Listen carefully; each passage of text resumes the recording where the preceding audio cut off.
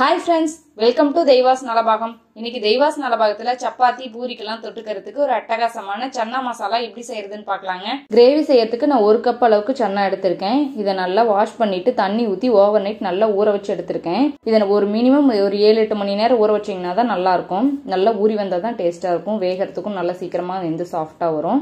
இதை நல்லா இந்த மாதிரி ஊற வச்சு செய்யறத விட இன்னும் முளைக்கட்டி செஞ்சிங்கன்னா இன்னும் ரொம்ப நல்லா டேஸ்ட்டாகவும் ஹெல்த்தியாகவும் இருக்கும்.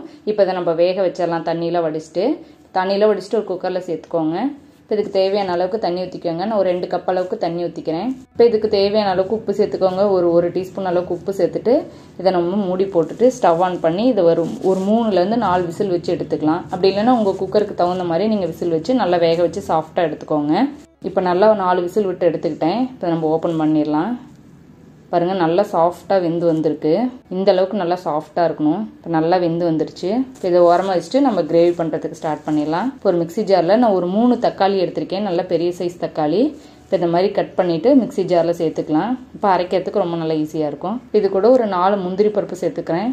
நல்லா டேஸ்ட்டாக இருக்கும். கிரேவி வந்து நல்லா க்ரீமியாக இருக்கும். இப்போ இதை சேர்த்துட்டு நல்லா ஃபைன் பேஸ்ட்டாக இந்த அளவுக்கு அரைச்சி எடுத்துக்கலாம். இப்போ ஸ்டவ் ஆன் பண்ணி ஒரு பேன் வச்சுட்டு இதில் ஒரு 2 டேபிள் ஸ்பூன் அளவுக்கு ஆயில் சேர்த்துக்கோங்க. இதில் 1 டீஸ்பூன் சீரகம் சேர்த்துக்கோங்க. இப்போ இது கூட ஒரு சின்ன துண்டு பட்டை சேர்த்துக்கோங்க. இது கூடவே 2 கிராம்பு, 2 சின்ன சைஸ் பிரியாணி எல்லாம் சேர்த்துக்கோங்க.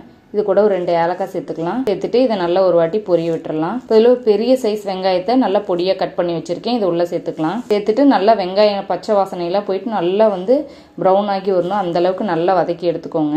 வெங்காயமெல்லாம் இந்த அளவுக்கு நல்லா வதங்கிருச்சு. இதில் 1 டேபிள் ஸ்பூன் அளவுக்கு இஞ்சி பூண்டு விழுது சேர்த்துக்கோங்க. சேர்த்துட்டு இந்த இஞ்சி பூண்டோட பச்சை வாசனை எல்லாமே போகிற அளவுக்கு நல்லா வதக்கிக்கலாம். இதில் ஒரு 1/4 டீஸ்பூன் மஞ்சள் தூள் சேர்த்துக்கோங்க. இப்போ இதில் 1 டேபிள் ஸ்பூன் மிளகாய் தூள், நல்லா 2 டேபிள் ஸ்பூன் அளவுக்கு இந்த கறி மசால் தூள் சேர்த்துக்கிறேன். இது வீட்லேயே அரைச்சது. இது காரம் குறைவாக தான் இருக்கும். கடையிலேருந்து வாங்கினீங்கன்னா ஒரு டேபிள் ஸ்பூன் 1/2 டேபிள் ஸ்பூன் சேர்த்தீங்கன்னாவே போதும். இப்போ நம்ம அரைச்சி வச்சிருக்கிற தக்காளி பேஸ்ட்டை உள்ள சேர்த்துக்கலாம். சேர்த்துட்டு இந்த அளவுக்கு நல்லா ஒரு 2 நிமிஷத்துக்கு வதக்கிக்கோங்க. நல்லா அந்த தண்ணி எல்லாம் ட்ரை ஆகி நல்லா அந்த மாதிரி சுண்டி வரணும். அப்போ தான் கிரேவி நல்லா டேஸ்ட்டாக இருக்கும். மேலே நல்லா எண்ணெய் பிரிஞ்சு வந்து நல்லா அழகாக டேஸ்ட்டாக வரும். இப்போ இந்த அளவுக்கு நல்லா வதக்கியாச்சு. இப்போ நம்ம வேக வச்சிருக்கிற சுண்டல் அந்த தண்ணியோடு சேர்த்துக்கோங்க. இப்போ நல்லா கலந்து விட்டுக்கலாம். நம்ம சுண்டல் வேக வைக்கும் போதே உப்பு சேர்த்துருக்கோம். அதனால நல்லா கலந்து விட்டுட்டு செக் பண்ணி பார்த்துட்டு பத்தாததுக்கு மட்டும் உப்பு சேர்த்துக்கோங்க.